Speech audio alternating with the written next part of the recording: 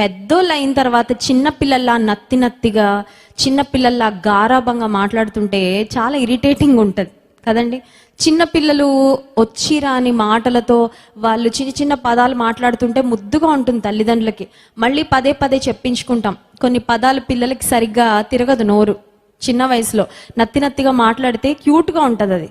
కానీ పెరిగిన తర్వాత కూడా పిల్లవాని చేష్టలు, పిల్లవాని లాంటి ప్రవర్తన ఉంటే అది చాలా ఆక్వర్డ్గా ఉంటుంది, చాలా ఇబ్బందికరంగా ఉంటుంది, కొన్నిసార్లు అసహ్యకరంగా కూడా ఉంటుంది. ఏంటి వీళ్ళు వయసుకు తగినట్లుగా ప్రవర్తించడం లేదని.